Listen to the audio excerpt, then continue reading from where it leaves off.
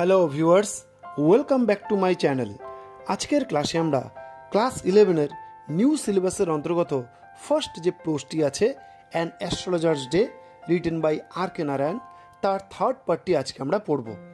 এর আগের ক্লাসে আমরা অলরেডি দেখেছি যে একটি অ্যাস্ট্রোলজার কিভাবে তার দোকানটিকে সাজিয়েছে, তার দোকানটির সামনে কীভাবে একটি আলোয়াদারি জিনিস সৃষ্টি করে সে একটা পরিবেশ সৃষ্টি করেছে যাতে করে সে নিজের বিজনেস বা ব্যবসাটি সে খুব সুন্দর করে সে করতে পারে। আরও দেখেছি যে সে এই যে তার যে বিদ্যা অ্যাস্ট্রোলজি, সেটাকে সে বহুদিনের প্র্যাকটিস, বহুদিনের অনুশীলনের মাধ্যমে সে আজকে একটা জায়গাতে সে আয়ত্ত এনেছে। এর আগের ক্লাসে আমরা আরও দেখেছি যে রাইটার তার পূর্ব জীবন বা তার প্রিভিয়াস কোনো একটা হিস্ট্রি ছিল বা আগের জীবনে সে কী ছিল সেই জিনিসটা সম্বন্ধে আমাদেরকে কিছু বলেছেন। আজকের ক্লাসে আমরা এই লেসনের পরের পার্টটি পড়ব। তাহলে চলো এইবার শুরু করা যাক।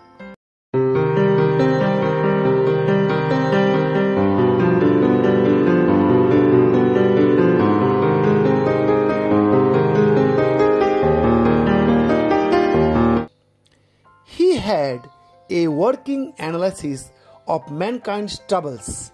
বলছে সে মানুষের জীবনের বিভিন্ন রকম যে সমস্যাগুলো যেগুলো আছে সেগুলোকে নিয়ে কিন্তু সে অ্যানালাইসিস করে, সেগুলোকে নিয়েই সে কিন্তু কাজ করে। সমস্যাগুলো কী কী সে দেখেছে? ম্যারেজ, বিয়ে শাদী নিয়ে মানুষের সমস্যা তো আছেই। মানি, টাকা পয়সা কিন্তু মানুষের জীবনে বিশাল একটা পার্ট, সুতরাং সেটা নিয়ে প্রত্যেকটা মানুষের জীবনে সমস্যা আছে। And the tangles of human ties, tangles মানে জটিলতা, complexity. Tangles of human ties, প্রত্যেকটা মানুষের জীবনে বিভিন্ন রকম যে রিলেশনশিপের মধ্যে যে কমপ্লেক্সিটি আছে, এরকম বিভিন্ন রকম জিনিস নিয়ে সে কিন্তু মানুষের জীবনের বিভিন্ন রকম সমস্যাগুলোকে সে কিন্তু অ্যানালাইসিস করে মানুষের সামনে সেগুলোকে জাস্ট উপস্থাপিত করে। Long practice had sharpened his perception. Long practice, বহুদিনের প্র্যাকটিস বা অনুশীলন তার এই যে ক্ষমতাটা, এই ক্ষমতাটাকে সে আরও তীক্ষ্ণ করেছে। পারসেপশন মানে বুঝে ওঠার ক্ষমতা। Within 5 minutes he understood what was wrong. কোনো একটি কাস্টমারের সঙ্গে সে যদি 5টা মিনিট যদি কথা বলে, সে বুঝতে পারে যে এই ব্যক্তিটা আমার থেকে কী জানতে চাইছে বা তার জীবনে কি অন্যায় হয়েছে বা কোন জিনিসটা সে আমার থেকে এক্সপেক্ট করছে, এটা সে 5 মিনিটের মধ্যে সে বুঝে যায়। হি চার্জড 3 pice পার কোশ্চেন। বলছে প্রত্যেকটা প্রশ্নের উত্তর দেওয়ার জন্য সে 3 pice সে চার্জ করে। 3 pice, PICE। দেখো PICE এটা কিন্তু ইন্ডিয়ার কারেন্সির খুব স্মল একটা ভ্যালু, এটা কিন্তু আমাদের এখন যে পয়সা যেটা আছে তার থেকেও একটা কম। সুতরাং সে প্রত্যেকটা কোশ্চেনের অ্যান্সার দেওয়ার জন্য 3 pice সে চার্জ করে। And never opened his mouth till the other had spoken for at least 10 minutes। বলছে একটা প্রশ্নের উত্তর দেওয়ার পরে পরের প্রশ্নের উত্তর দেওয়ার জন্য সে 10 মিনিট সময় নেয়। 10 মিনিট পর্যন্ত সে চুপ করে থাকে, ততক্ষণ পর্যন্ত তার উল্টা পাশের যে কাস্টমার থাকে সে বিভিন্ন রকম সমস্যার কথা সে বলে যায়। এরকম করে সে ধৈর্য ধরে তার ব্যাপারগুলো শোনে এবং বোঝার চেষ্টা করে। Which provided him enough staff for a dozen answers and advises. বলছে এই যে সে 10 মিনিট চুপ করে থাকে এবং বিপরীতে অপরপক্ষে যে লোকটি আছে বা মহিলাটি আছে তার বিভিন্ন রকম সমস্যা কথাগুলো যে সেই যে শোনে, এই সমস্যাগুলো কথা শুনতে শুনতে সে প্রায় ডজনখানিক অ্যান্সার বা অ্যাডভাইসেসগুলো সে খুঁজে পেয়ে যায়। When he told the person before him, যখন নাকি কোনো একটা মানুষকে সে বলে, গেজিং অ্যাট হিজ পাম, তার হাতের তালু বা হাতটা দেখে সে যখন নাকি গেস করে বা অনুমান করে সে যখন নাকি বলে, in many ways you are not getting the fullest results for your efforts. বলছে আমি বিভিন্ন রকম দিক থেকে দেখছি যে আপনি কিন্তু যা আপনি এফোর্ট দেন, যা আপনি চেষ্টা করেন বা যা আপনি পরিশ্রম করেন সে অনুযায়ী কিন্তু সম্পূর্ণ রেজাল্ট কিন্তু আপনি কিন্তু পান না। 9 out of 10 were disposed to agree with him। বলছে আমাদের মধ্যে 10 জনের মধ্যে 9 জনই এটা স্বীকার করতে বাধ্য হয় যে ঠিকই বলেছেন, আমি যা চেষ্টা করি বা আমি যা পরিশ্রম করি তার রেজাল্ট কিন্তু আমি কিন্তু পুরোপুরি কিন্তু পাই না। অর হি কোশ্চেন, আবার নিজে থেকে সে প্রশ্ন করে নিজের কাস্টমারকে, is there any women in your family, maybe even distant relative. বলছে আবার কি এরকম আপনার জীবনে কোনো মহিলা আছে, হয়তো আপনার বাড়িতে না থাকে বহু দূরের কোনো relative. Who is not well disposed towards you, যে নাকি আপনাকে কিন্তু পুরোপুরি বা ঠিকঠাক করে যে নাকি বোঝে না। ডিপোজড মানে এখানকার মানে হলো আন্ডারস্টুড, ঠিক আছে, বুঝতে পারা। Or he gave an analysis of character, আবার সে মাঝে মাঝে যে অপরপক্ষে যে ক্যারেক্টারটা যে আছে সে ক্যারেক্টারকে সে অ্যানালাইসিস করে, যে তার চরিত্রটা কীরকম সেটা সে খুব সুন্দর করে বলে। তার দেখো এগুলো বিভিন্ন রকম জিনিস যে সে বলার একটাই কারণ, তার মনের মধ্যে প্রবেশ করা, তাকে বিশ্বাস করানো যে আমি সেই ব্যক্তি যেই ব্যক্তি নাকি তোমার উজ্জ্বল ভবিষ্যতের রাস্তা খুলে দিতে পারি। ঠিক আছে।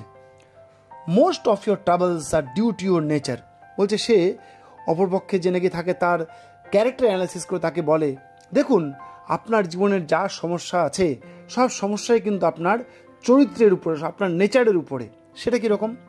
How can you be otherwise with Satan where he is, বলছে আপনি জানেন আপনার উপরে শনি গ্রহের কীরকম দৃষ্টি পড়েছে। দেখো আমরা কিন্তু সবাই শনি গ্রহ খুব একটা রাগী ভয়ঙ্কর একটা দুষ্ট দেবতা বলে আমরা পরিচয় পাই বা আমরা সেটা বুঝে এসেছি। সুতরাং শনি দেবতা নিয়ে ভয় দেখানো কিন্তু খুব সাধারণ ব্যাপার এবং সে কিন্তু ওটাই করে। ইউ হ্যাভ অ্যান ইম্পেচুয়াস নেচার, ইম্পেচুয়াস মানে রাগী, বলছে ইউ হ্যাভ অ্যান ইম্পেচুয়াস নেচার, বলছে আপনি কিন্তু একটা খুব রেগে যাওয়া একটা character, and a rough exterior, এবং আপনার বাইরের দিকটা কিন্তু প্রচণ্ড rough. This endeared him to their hearts immediately, for even the mildest of us loves to think that he has a forbidding exterior, বলছে এই যে কথাটা সে যখন নাকি বলে যে আমি বুঝতে পারছি যে আপনার বাইরের দিকটা কিন্তু প্রচণ্ড রুক্ষ, হার্ড, আপনি বাইরের দিক থেকে যতটা কঠোর বলে মনে হয় ভেতরে কিন্তু আপনি অতটা কঠোর নয়। এই যে কথাগুলো, এই কথাগুলো বলে কিন্তু মানুষের মনের মধ্যে সে প্রবেশ করে যায়। সে মানুষকে বোঝায় যে তুমি আমাকে যদি কোনো কিছু বলো আমি সত্যিকারই তার ভবিষ্যতের সম্বন্ধে ভালো কিছু বলতে পারি। The nuts vendor blew out his flare, blew out, দেখো এখানে খুব সুন্দর করে একটা ফ্রেজাল অফ দেওয়া আছে। ব্লিউ আউট, ব্লিউ আউট মানে হলো এক্সটিংগুইশ, নিভিয়ে দেওয়া। The nuts vendor blew out his flare, মানে এই যে অ্যাস্ট্রোলজারটা যেখানে বসেছে তার পাশে যে নাটস ভেন্ডার আছে, মানে বাদাম যে চীনা বাদাম বিক্রেতা যে নাকি আছে, সে নিজের ফ্লেয়ার্স বা মশালটি সে নিভিয়ে দিল। And rose to go home, এবং চলে যাওয়ার জন্য সে উঠে দাঁড়ালো। This was a signal for the astrologer to bundle up too, এটা কিন্তু একটা সিগন্যাল ছিল অ্যাস্ট্রোলজারের জন্য যে তাকেও কিন্তু এখন কিন্তু গটিবাটি গোটাতে হবে, যে আশেপাশে সব লাইটগুলো যখন চলে যাচ্ছে, তার নিজস্ব তো কোনো আর লাইট নেই, সুতরাং আশেপাশের লাইটগুলো যখন চলে যাচ্ছে তাকেও কিন্তু আজকের মতো তাকে কিন্তু গটিবাটি সব কিছু গুটিয়ে নিজের শ্বাস সরঞ্জাম গুটিয়ে এবার কিন্তু তাকে ব্যবসাটা বন্ধ করতে হবে। Since it left him in darkness except for a little shaft of green light which strayed in from somewhere and touched the ground before him. দেখো কি বলেছে, তোমরা ভালো করে খেয়াল করো। বলছে since it left him in darkness, বলছে সে হয়তো অন্ধকারেই থেকে যেত, কারণ আশেপাশের লাইটগুলো যখন আস্তে আস্তে করে বন্ধ হয়ে যাচ্ছে। Except for a little shaft, shaft মানে তীর্যকভাবে, except for a little shaft of green light which strayed in from somewhere, বলছে ওই সময় আশেপাশের কোনো একটি জায়গা থেকে সবুজ রঙের একটি আলো তীর্যকভাবে তার সামনে এসে পড়েছে। স্ট্রেইড মানে ছড়িয়ে পড়েছে। And touched the ground before হিম, এবং সেই যেই জায়গাটি দোকান দিয়েছে ঠিক তার আগের জায়গাতে এসে সেই সবুজ রঙের আলোটি তীর্যকভাবে এসে তার দোকানের সামনে ছড়িয়ে পড়েছে। হি পিকড আপ হিজ কাউরি শেলস, সে তারপরে নিজের দোকানের সামনে সেই চারকোনা কাপড়ের উপরে সাজানো বিভিন্ন রকম সাজ সরঞ্জামের মধ্যে কাউরি শেলস মানে শামুকের যে খোলস বা কড়ি সেগুলোকে সে সংগ্রহ করলো। অ্যান্ড প্যারাফার্নালিয়া, দেখো প্যারাফার্নালিয়া একটা খুব একটা গুড ইংলিশ, ভালো একটা ইংরেজি শব্দ। আগেই আমাদের রাইটার বিভিন্ন রকম ইংরেজি শব্দ আমাদের শিখেছে, দেখো এই নতুন একটা ইংরেজি শব্দ আমরা এখানে শিখলাম। প্যারাফার্নালিয়া এটা মানে হলো টুলস বা ইকুইপমেন্টস। প্যারাফার্নালিয়া মানে সাজ সরঞ্জাম। And was putting them back into his bag, সে প্রথমে নিজের কাউরি শেলস বা শামুকের খোলসগুলোকে সে তুললো, তারপরে বিভিন্ন রকম যে তার যে সরঞ্জামগুলো যেগুলো নাকি আছে সামনে তার ছড়িয়ে দেওয়া, যেগুলো দিয়ে সে সারাদিন ব্যবসা করেছে সেগুলো সে আস্তে আস্তে করে সে গুছিয়ে নিয়ে নিজের ব্যাগ বা থলের মধ্যে সে ঢোকালো। when the green shaft of light was blotted out. দেখো blotted out মানে কিন্তু ডিসঅ্যাপিয়ার, চলে গেল। যখন নাকি সেই যে অল্প মধ্যে পাশের মশালটা যখন নাকি বন্ধ হয়ে যাওয়ার পরে, সেই নাটস ভেন্ডারের মশালটা বন্ধ হয়ে যাওয়ার পরে সেই যে হালকা সবুজ আলোটি যেটা নাকি এসে তার দোকানের সামনে পড়ছিল এবং যেটা দিয়ে সে দোকানে কিছু কিছু জিনিস দেখতে পাচ্ছিল, এখন কিন্তু সেটাও কিন্তু বন্ধ হয়ে গেল। He looked up and saw a man standing before him. সে তখন সামনে তাকালো এবং দেখলো একটি লোক তার সামনে দাঁড়িয়ে আছে।